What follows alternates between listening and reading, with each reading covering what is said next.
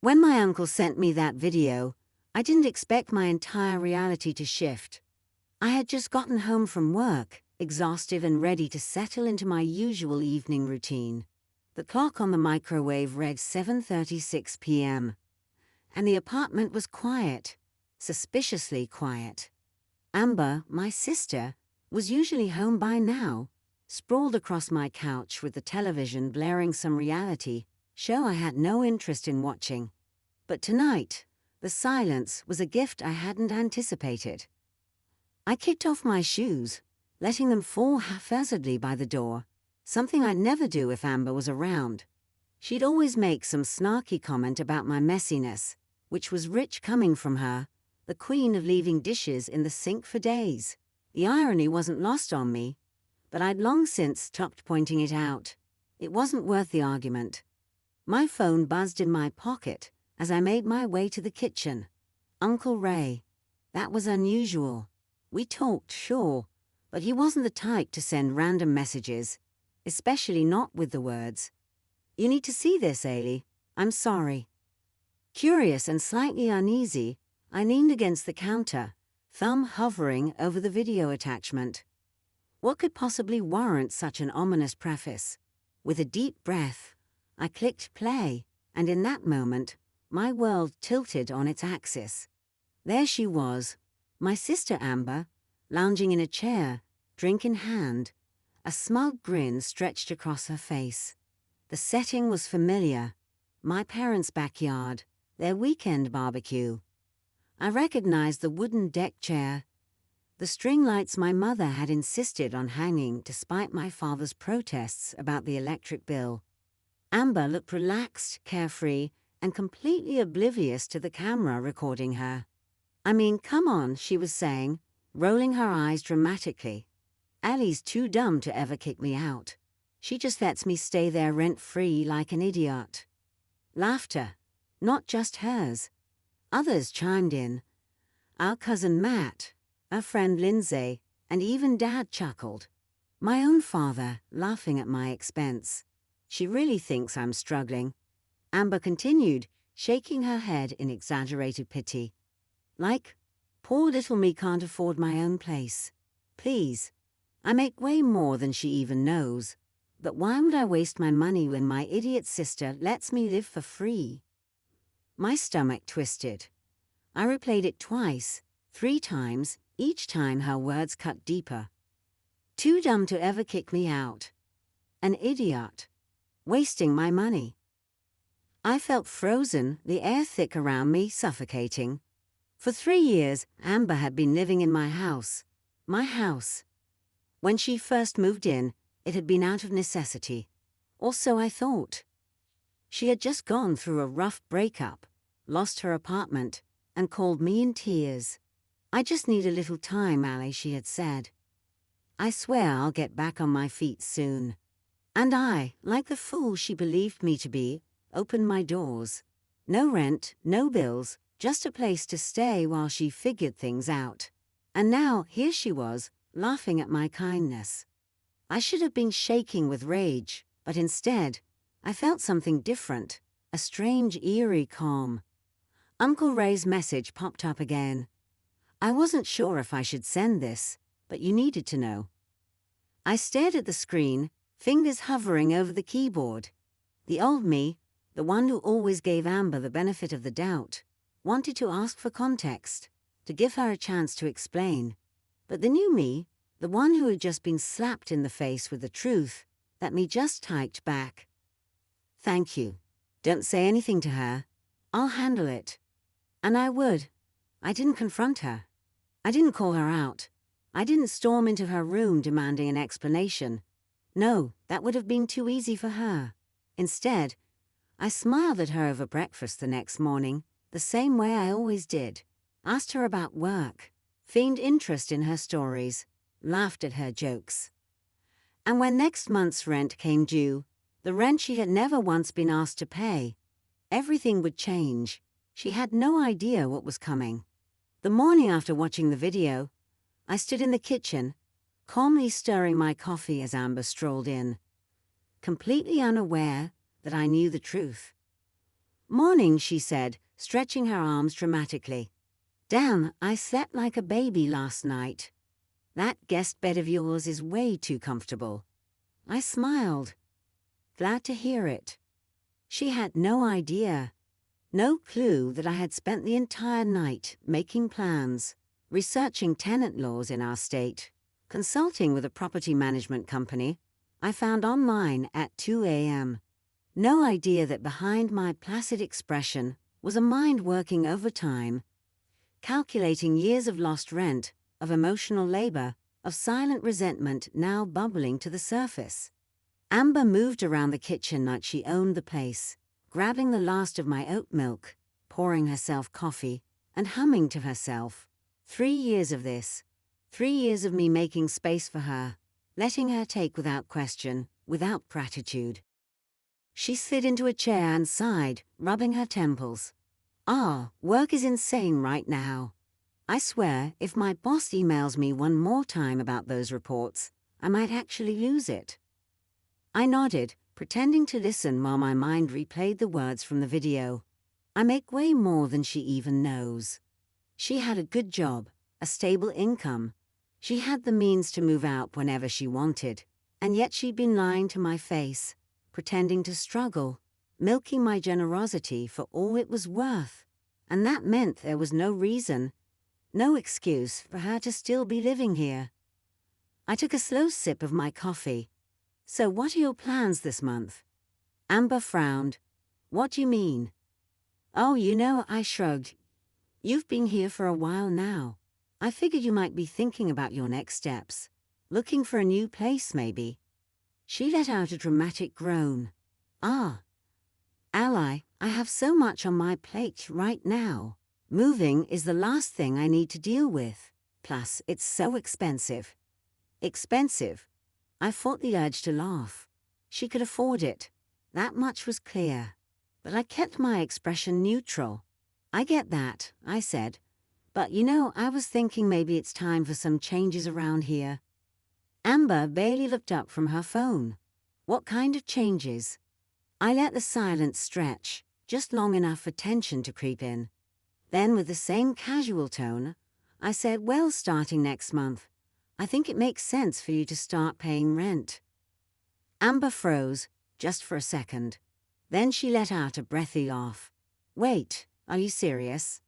I tilted my head. "Yeah, you've been here 3 years, Amber. Rent-free. I figured it was time." She scoffed. "Come on, Ally, we're family.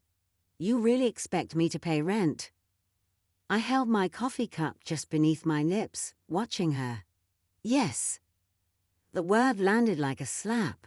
Amber leaned back in her chair, her face twisting into something between amusement and disbelief. "Wow. Okay. I just wasn't expecting you to pull something like this." Something like this. I had let her stay here out of kindness, out of love, and she had laughed at me behind my back, called me a fool, and now she was acting like I was the one being unfair. I forced a light chuckle. "It's not really a big deal, Amber. Just basic rent. Nothing crazy. I thought maybe $1,200 a month would be fair." Amber's jaw dropped. $1,200? That's insane. I raised an eyebrow. "Not really. It's actually below market rate for this area. You're getting a steal, honestly." She shook her head, setting down her coffee with a sharp clink. "Are you seriously doing this to me? After everything?" "Everything." I nearly asked her what exactly she thought she had done for me, but instead, I just smiled and stood up, taking my coffee cup to the sink. "I figured I'd give you a heads up now," I said. "So you'll have plenty of time to get your finances in order." Amber stared at me, mouth slightly open, like she was about to argue, but she didn't. She just sat there, blinking, as if she couldn't quite process what was happening. And that's when I knew. She thought I'd cave. She thought I'd feel guilty, backtrack, tell her I was just joking. She had no idea that the real storm was still coming.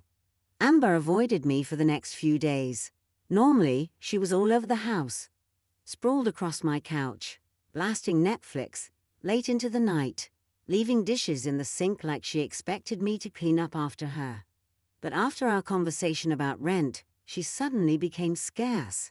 She barely spoke to me when we did cross paths. She kept her responses clipped, short. And yet, I could feel the anger radiating off of her, simmering just beneath the surface. She wasn't used to this. She wasn't used to being told no. I had been too accommodating for too long, and now, with just one small shift in the dynamic, she was already showing signs of cracking. Good. I wanted her to feel it, the discomfort, the tension, the realization that she was no longer in control. She thought I was stupid. She thought she had me wrapped around her little finger. She was about to learn just how wrong she was. It was Friday night when Amber finally decided to confront me. I was in the living room, curled up with a book, when she stormed in. No warning, no pretense of small talk, just raw, unfiltered irritation. "So," she said, crossing her arms, "are you really serious about this rent thing?" I looked up, completely unfazed.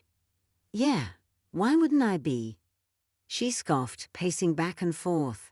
"I just don't get why you're doing this now, after 3 years. It makes no sense." I set my book down, meeting her gaze. "Because it's time, Amber. You have a job. You make good money. There's no reason you shouldn't be contributing." Her lips curled in frustration. "We're family, ally. Family helps each other. You're really going to start treating me like some random tenant." I didn't flinch. "You're living here like a tenant. Why shouldn't you pay like one?" Amber's nostrils flared. I could see the gears in her head turning, scrambling to find a way to twist the situation in her favor. Then, like clockwork, she switched tactics. She sighed dramatically, softening her voice. "Look, I know I joke around a lot. Maybe I don't always show it, but I appreciate you, okay? I've been going through a lot." "Ah, the guilt trip. Classic Amber." I tilted my head. "A lot." She nodded, sighing as if the weight of the world was on her shoulders. "Work stress, personal stuff, you know, life. I don't talk about it much because I don't want to burden you." I let that sit for a moment, then said, "So you have the money then?" Amber blinked. "What?" "You said it's life stress, not financial. So paying rent shouldn't be an issue, right?" Her face twitched, just slightly, before she quickly masked it. "I mean, technically, yeah, I could pay it," she admitted, waving a hand dismissively. "But why should I? You don't even need the money." "Ally, it's not like you're struggling." And there it was. She didn't think she owed me anything. She thought my kindness was an obligation. A slow, amused smile spread across my lips. "It's not about whether I need it, Amber. It's about fairness." She rolled her eyes. "Oh my God. Fairness? Are you serious right now?" "Yes." Amber let out a bitter laugh. "Wow, you've really changed, huh?" I kept my voice light. "Maybe. Or maybe I've just opened my eyes."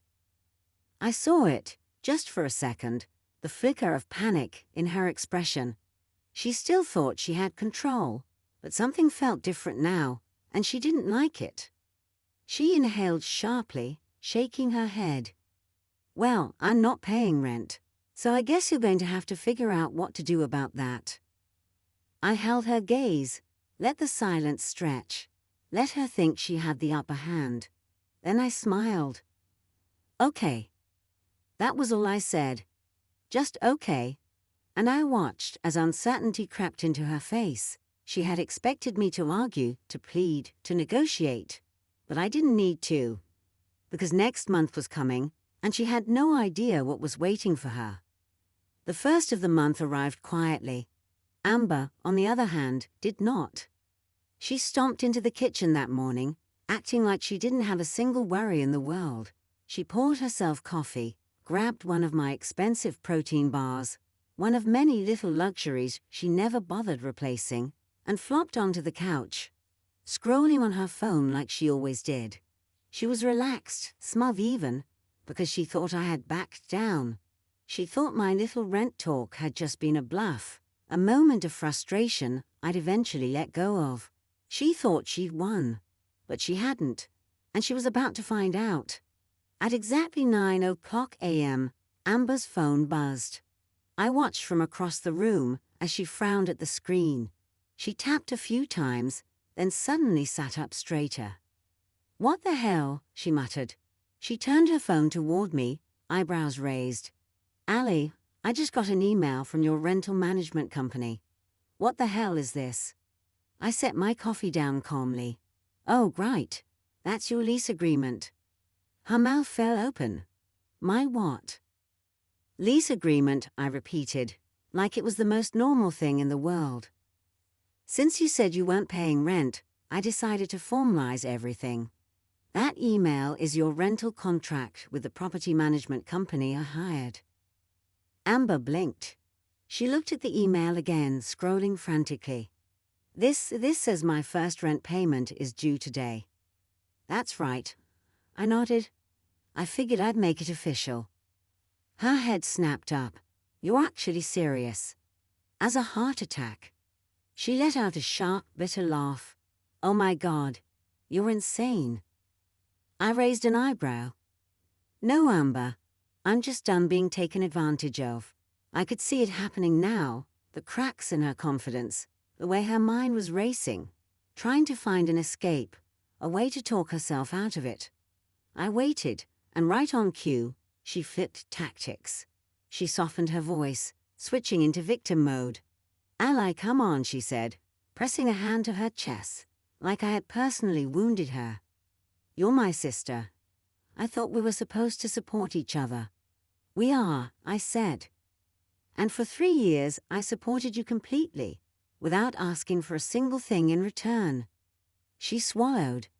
"But I wasn't expecting this. You never gave me a warning." I let out a small laugh.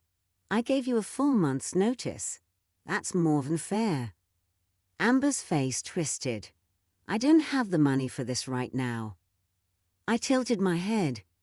"That's interesting, because last week I heard you on the phone bragging about buying VIP tickets to that music festival next month." Her mouth snapped shut. "Gotcha." I leaned forward slightly. "So you have the money. You just don't want to pay me." Amber's face turned red. "That's not." I held up a hand, cutting her off. "Look, Amber, you have 2 options. You can sign the lease and start paying rent like a normal adult, or you can move out. Simple." Her jaw tightened. She was seething, but she knew I meant it. She crossed her arms. "And if I don't do either?" I smiled. "Then, as per the lease terms, you'll receive a 14-day notice to vacate. And if you still don't leave, well, then I'll have to file for eviction." Amber's eyes went wide. "Eviction?" she hissed, like the word itself was an insult. "You'd actually do that to me?" "I would," I said simply. "Because you did this to yourself." She jumped up from the couch, pacing in frustration.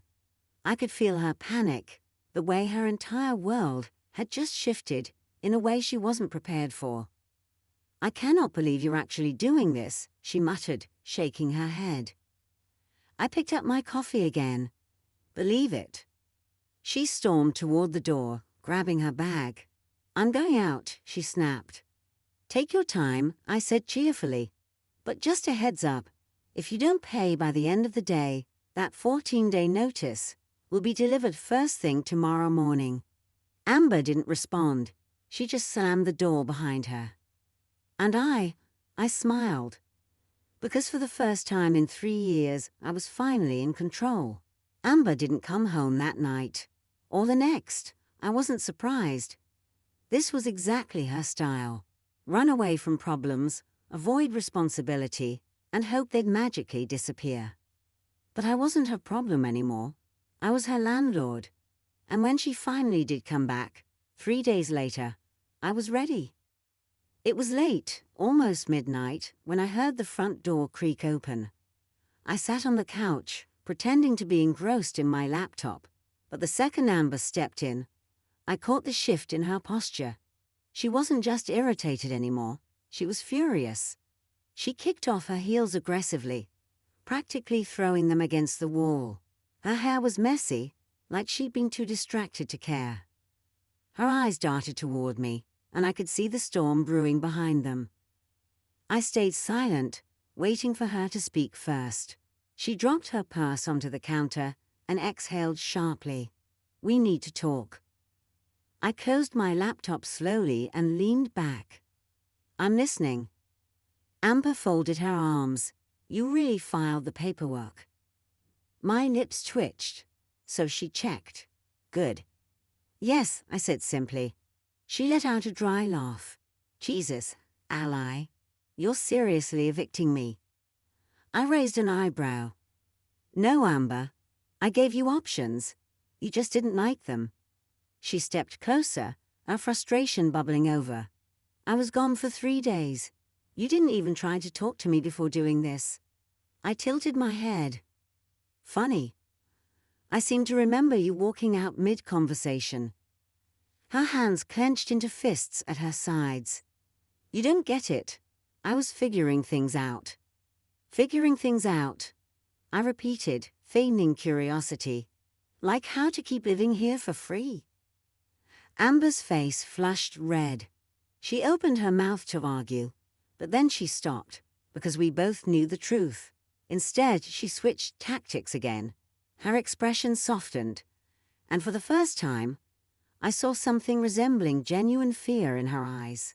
"Look," she said, her voice quieter now. "I messed up, okay?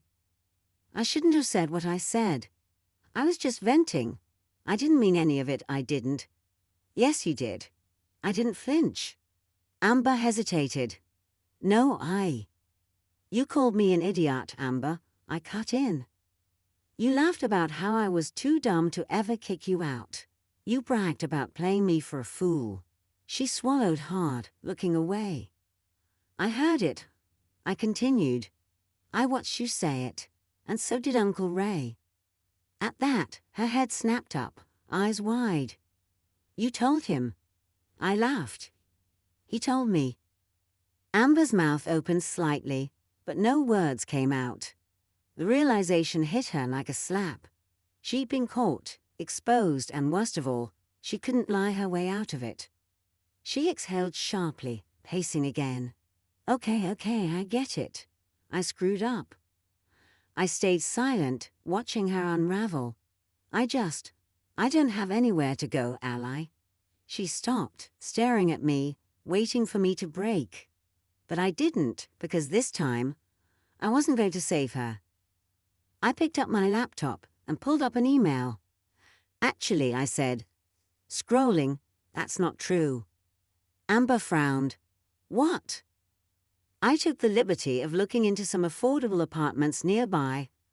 I said, clicking on one of the listings. "There are 3 places within 10 miles that fit your budget." I even spoke to a landlord. He's willing to waive the security deposit if you apply this week. Amber's jaw tightened. "I can't believe you did that." I shrugged. "Why wouldn't I? You have a job. You make good money. Remember?" She scoffed, shaking her head. "You're actually enjoying this, aren't you?" I met her gaze, voice calm. "No, Amber, but I am done being used." She took a sharp breath, but she didn't argue because she couldn't. She knew I was right. I gave her every chance. I treated her with kindness, with patience. I offered her options, but in the end, she had made her choice, and now she had to live with it. Amber let out a bitter chuckle. "Wow, so this is really happening." I nodded. "It is." She glanced toward the hallway, toward her bedroom, the place she had treated like her own for years. But it wasn't hers. It never had been. She turned back to me, jaw clenched. "Fine," she muttered. "I'll be out by the end of the week." I gave her a small, knowing smile. "Good." And just like that, the power shifted. For the first time in years, I wasn't the fool. I wasn't the pushover. I wasn't the idiot. I was free. Amber moved out 3 days later. She didn't say much as she packed. No snarky remarks, no passive-aggressive comments. She barely looked at me, and honestly, that was fine. She had spent years treating me like a fool, taking my kindness for granted. Now, for the first time, she was forced to stand on her own 2 feet, and it was long overdue. The night before she left, I found her sitting in the living room, staring at nothing. A half-empty suitcase sat beside her. I hesitated for a moment, then walked over and sat across from her. She didn't look up. For the first time in forever, Amber wasn't playing a role. She wasn't acting superior or smug or manipulative. She just looked small and maybe, just maybe, a little lost. I took a deep breath. Amber. She finally glanced at me. What? I studied her face, the exhaustion in her eyes, the tension in her shoulders. I don't hate you, I said quietly. Amber snorted, shaking her head. Could have fooled me. I sighed. I wish things had been different. She frowned, looking down at her hands. Yeah, she muttered. Me too. I let the silence stretch, then said, You know, I didn't do this to hurt you. Amber's jaw tightened. It still feels like you did. I nodded slowly. Maybe, but think about it, Amber. If I hadn't stopped this now, when would you have left? Would you have ever left? Her lips parted, but she didn't answer, because she knew. She had been perfectly happy living off of me, knowing I'd never push back. And if I hadn't seen that video, she would have kept going forever. Amber exhaled, rubbing her temples. I don't know, okay? She trailed off, shaking her head. I leaned forward. You're smart, Amber. You're capable. You've had the means to take care of yourself for a long time. So why didn't you? She swallowed. Because it was easy, she admitted. You always made it easy. I sat back, nodding. And that's exactly why I had to stop. She stared at me for a long moment, then finally she sighed. So this is it, huh? I gave a small smile. Looks like it. Amber shook her head, then let out a quiet laugh. Guess I can't call you an idiot anymore.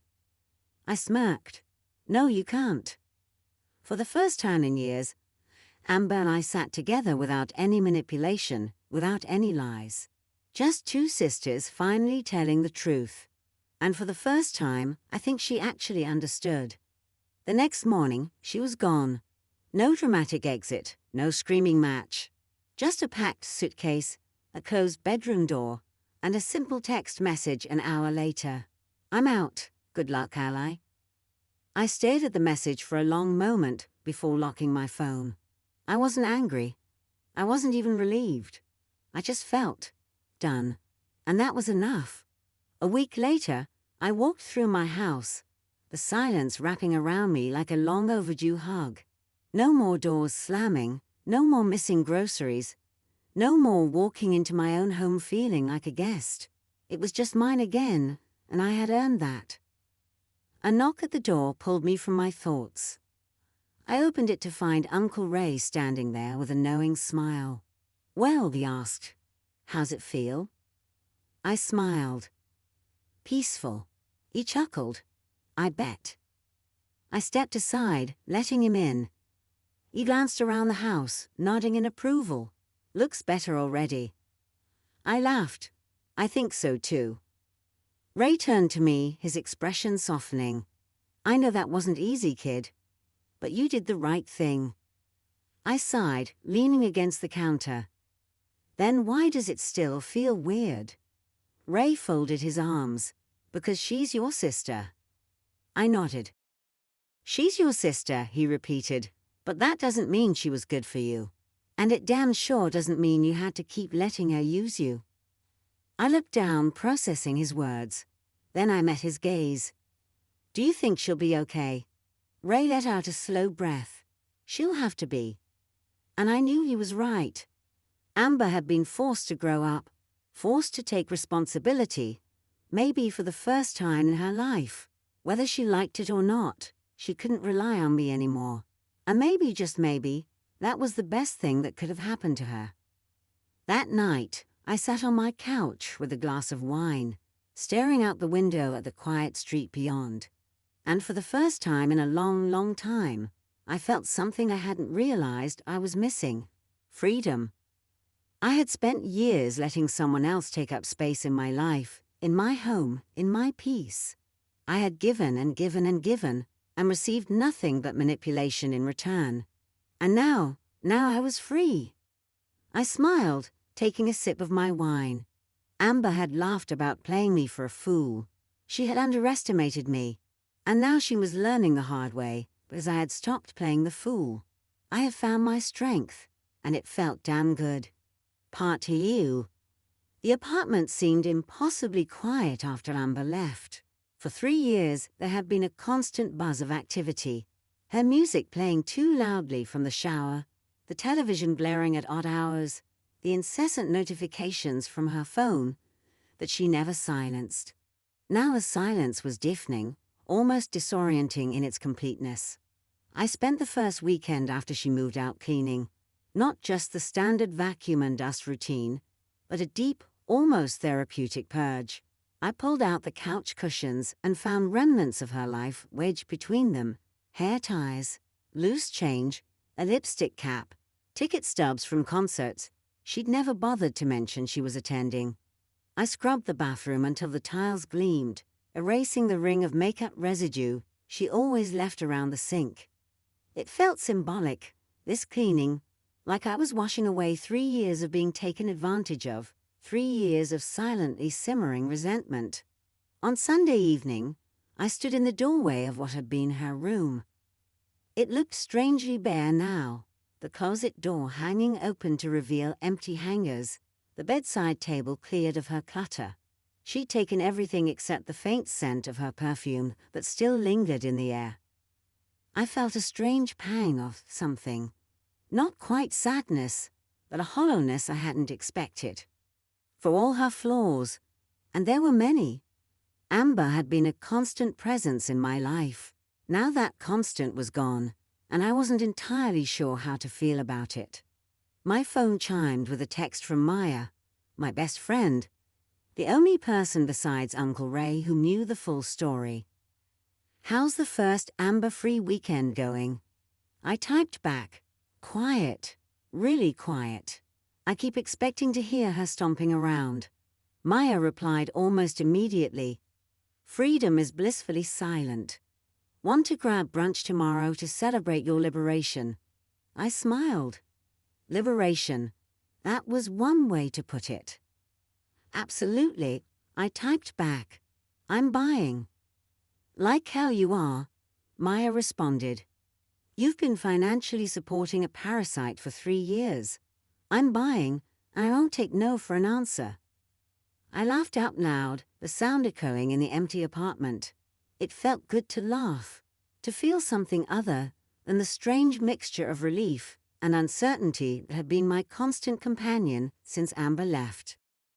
Monday morning, I met Maya at our favorite cafe, a small place downtown with mismatched chairs and the best avocado toast in the city.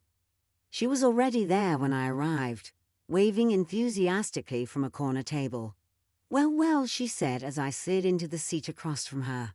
"If it isn't the woman of the hour, how does it feel to have your life back?" I laughed, picking up the menu even though I already knew what I wanted. Honestly, weird. Good, but weird. Maya raised an eyebrow. Define weird. I sighed, setting the menu down. I don't know how to explain it. I'm relieved, obviously. But there's also this space now, and I'm not sure what to do with it. Maya nodded thoughtfully. That makes sense. Amber took up a lot of room, both physically and emotionally. It's like when you've been carrying a heavy backpack for so long, and then suddenly you set it down. Your body feels lighter, but also kind of off balance. "Exactly," I said, grateful for her understanding. "And I keep having these moments where I feel guilty, which is ridiculous. She was the one taking advantage of me. Ah, Maya said, leaning back in her chair. But that's exactly why you feel guilty. Because you're a good person, Ally. You care about people even when they don't deserve it. Especially when they don't deserve it. I frowned. Is that a good thing or a bad thing? Neither. It's just who you are. Maya reached across the table, squeezing my hand. But here's the thing, caring about people doesn't mean letting them walk all over you. What you did wasn't just about standing up for yourself.